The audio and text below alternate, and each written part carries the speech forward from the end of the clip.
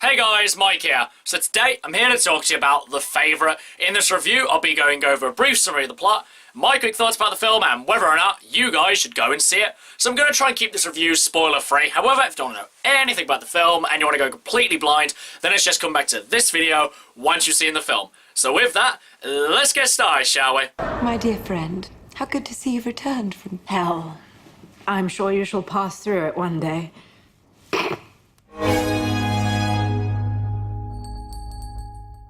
So The Favourite stars Olivia Colman as Queen Anne. You may remember her from her role in Broadchurch. The movie also stars Rachel Weisz as Lady Sarah. You may remember her from her role in the Mummy franchise. And lastly, the movie stars one of my all-time favourite actresses, Emma Stone as Abigail. You may remember her from her Oscar-winning role in La La Land. The Favourite is set in the 18th century and sees a frail Queen Anne sitting on the throne.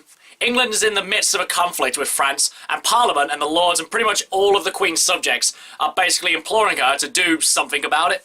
But in this point of her life, Queen Anne is pretty much just a bumbling, childish character who really doesn't have all the lights on upstairs. So pretty much helping her out, or more or less manipulating her along the way, is her closest friend, Lady Sarah. Lady Sarah pretty much has the Queen right in the palm of her hand, and nothing can really stop her from manipulating the Queen to do pretty much anything she wants. That is until her cousin Abigail, played by Emma Stone, comes along and works for the Queen as one of her servants. Abigail becomes quite close to the Queen, and Lady Sarah is quite threatened by this, so she does everything in her power to try and remove Abigail from the Queen's service. But the more that Lady Sarah tries to push Abigail away, the more the Queen starts to take a liking to Abigail. And so we have The Favourite. So the main reason I wanted to go see this film was because that Emma Stone was in it, and also because I'd heard good things about it. It's getting good critical reviews, and I thought that this movie could have either been another Phantom Thread, or it could have been a nice, decent time at the cinema.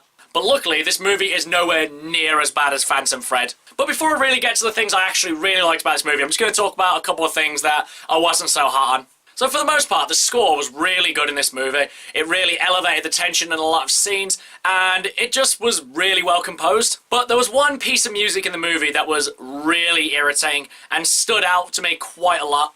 I mean, the music is really just two notes, and it pretty much just goes on like, duh, eh, duh, eh, duh, eh, duh. It's time to stop! Just goes on like that for like 10 minutes, and it just got really irritating to the point where I'm just there like, oh god, if this goes on any longer, I'm just gonna have to walk out of this movie.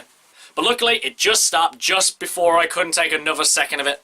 So as a whole, the music was really good. It's just that they got rid of this one piece of music, the score would have been much, much better. And the other thing I took issue with, which I knew I was going to take issue with just from seeing the trailer, was with some of the way that this movie is filmed. There's quite a lot of far away, wide-angle shots, which, for the most part, they do look quite unique, but then there are these other shots that look like they were just filmed on a phone because they would just look really low quality, and they just look like they were filmed on a selfie stick or something. But like I said, I thought it was going to be the main issue of the movie. But for the most part, these wider shots really did look quite nice, and for the most part, the movie is filmed really well. But also, one other slight issue before I get to the things I liked about this movie. It did take a while for the movie to get into the whole rivalry thing, which is the main draw about the movie.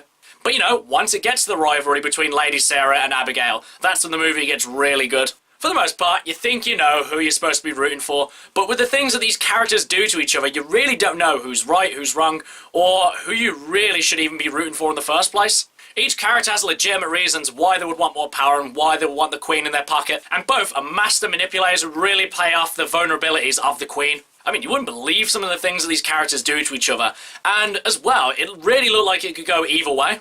Overall, guys, I enjoyed this movie a lot more than I thought I would. The acting was really good, the cinematography was quite interesting, and as a whole, this was actually quite a good movie that, for the most part, I can't really fault. I can't really say anything legitimately bad about this movie, other than the fact that this movie isn't really my sort of thing. But now, as for whether or not, you guys should go and see it. If you're really into your period piece drama movies, then I can definitely recommend this movie. And for people who don't normally go to these kind of movies, I'd say, you know, give this movie a chance.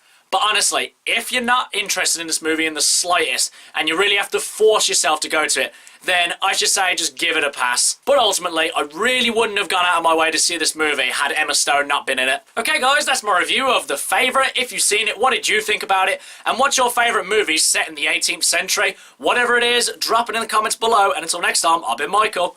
See ya!